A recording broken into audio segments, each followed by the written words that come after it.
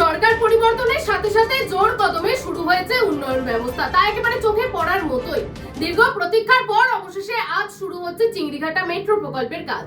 আজ শুক্রবার অর্থাৎ আজ রাত থেকেই ইএম বাইপাসের গুরুত্বপূর্ণ অংশে শুরু হবে নির্মাণ কাজ, আর সেই কারণেই আগামী কয়েকদিন রাতের দিকে যান চলাচল থাকছে বিশেষ নিয়ন্ত্রণে। রাজ্যে পালা বদলের পর নতুন সরকার দ্রুত কাজ শুরুর আশ্বাস দিয়েছিল ক্ষমতায় আসার আগেই। সেই মতো সমস্ত প্রশাসনিক ছাড়পত্রে মেলার পর মেট্রো কর্তৃপক্ষ জানিয়েছে শুক্রবার রাত 8টা থেকে শুরু হবে চিংড়িঘাটা অংশের কাজ। বহুদিন ধরেই আটকে ছিল এই কাজ, আর এই আটকে থাকা নিউ গড়িয়া থেকে বিমানবন্দর পর্যন্ত। নমস্কার, আমি সঙ্গীত শিল্পী জয় শাশ্বত ভট্টাচার্য। অনেকেই আমাকে জয় ভট্টাচার্য নামেও জানেন।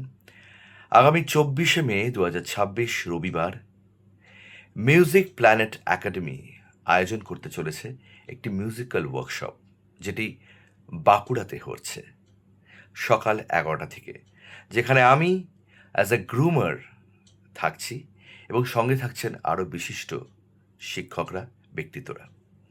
তাই দেরি না করে আপনারা চটজলদি এনরোল করে ফেলুন।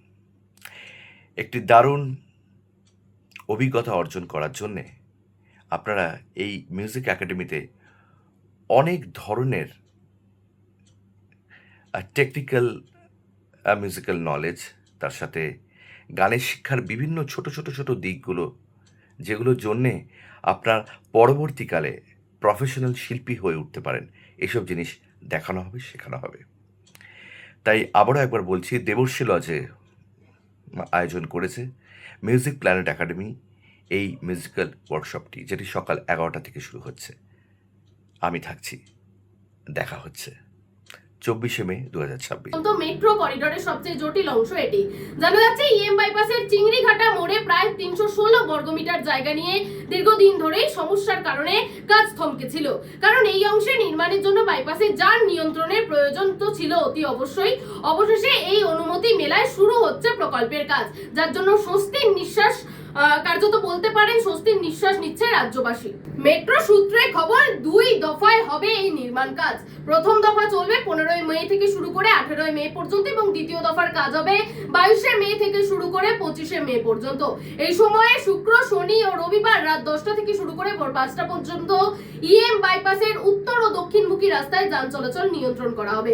তবে সাধারণ মানুষের জন্য আরো একটি স্বস্তির খবর, তা হচ্ছে চিংড়িঘাটা ফ্লাইওভার খোলা থাকছে, ফলে সল্টলেক, সেক্টর 5 কিংবা নিউ টাউনের দিকে যাতায়াতের বড় কোনো রকম সমস্যা হওয়ার কথা নেই।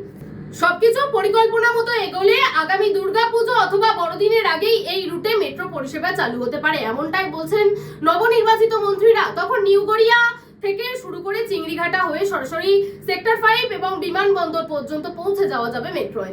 এতে শুধু সময়ই বাঁচবে না, চিংড়িঘাটা মোড়ের দীর্ঘ যানজটের যে সমস্যার সম্মুখীন হতে হয় প্রত্যেক দিন একেবারে কলকাতাবাসীকে, সেই সমস্যা থেকেও মিলবে বড় স্বস্তি।